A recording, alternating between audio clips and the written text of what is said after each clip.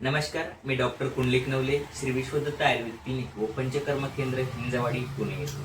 तर आज आपण बघूयात टाचदुखीवरील प्रभावी उपचार की म्हणजेच लीच थेरपी. ज्या रुग्णांना बऱ्याच दिवसापासून वेदनाशामक गोळ्या खातात किंवा टाचेचा एक्सरे करतात आणि शेवटी त्यांना ऑपरेशनचा पर्याय सांगितला जातो, परंतु आयुर्वेदामध्ये जी लीच थेरपी आहे त्यामुळे त्या रुग्णांना खूप छान प्रकारे उपशय मिळणार आहे.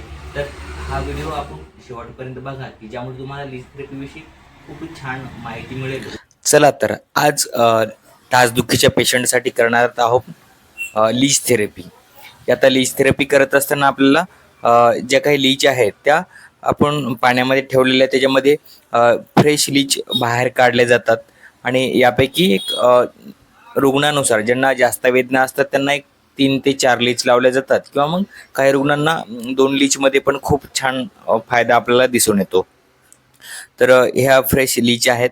आता आपण या रुग्णाला झोपवल्यानंतर टाचेचा त्याचा जो वेदना होणारा जो भाग आहे तो पाल्पेट केला जातो आणि त्या ठिकाणी मोस्टली डायरेक्टलीच लावली जाते. परंतु काही रुग्णांना समजा जर लीच लागत नसेल तर त्या रुग्णांना तिथे निडल प्रिक करून लावली जाते.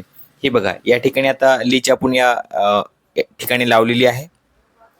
आता लीच लावल्यानंतर आणखी एका साईडने आपण दुसरी लीच लावणार आहोत की जेणेकरून वेदना ह्या लवकर कमी होतील.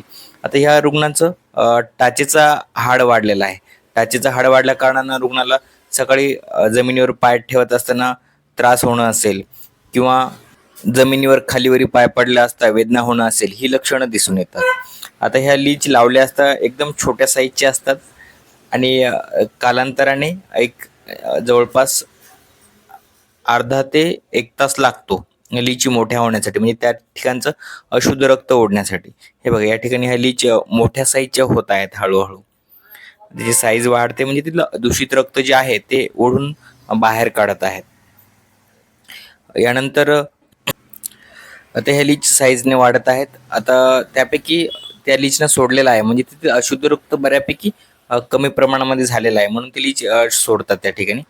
आता सोडल्यानंतर आपण या लीचचं वमन केलं जातं, म्हणजेच त्यांच्या जे काही हे आहे मुखाला हळद लावली जाते आणि त्यांची उलटी करून घेतली जाते, जेणेकरून आपल्याला ती लीच म्हणजे मरणार नाही. कारण त्याच्यामध्ये पोटामध्ये जर रक्त राहिलं तर बऱ्याचशा वेळेस लीच मरण्याचे चान्सेस असतात, असं आहे. हे बघा, भरपूर साऱ्या मोठ्या प्रमाणात वाढलेली लीच आहे आणि ती रक्त कसं ओढत आहे हे आपल्याला या व्हिडिओमध्ये दिसून येत आहे. आणि टाचेचा जो भाग दुखतोय त्या ठिकाणीच आपण लावलेली आहे. ही बघा, ही आहे वमन करण्याची प्रोसिजर की ज्याच्यामध्ये त्या लीचच्या मुखाला हळद लावली जाते आणि मग ती त्या ठिकाणचं रक्त सहजपणे बाहेर काढते आणि पूर्णपणे जेवढं पिलेलं आहे तेवढं पूर्णपणे 99% बाहेर निघतं. त्यानंतर त्यांना आपण जेव्हा पाण्यामध्ये सोडतो तेव्हा त्या फ्रेशपैकी फिरायला लागतं. याचा अर्थ ते वमन पूर्ण झालेलं आहे.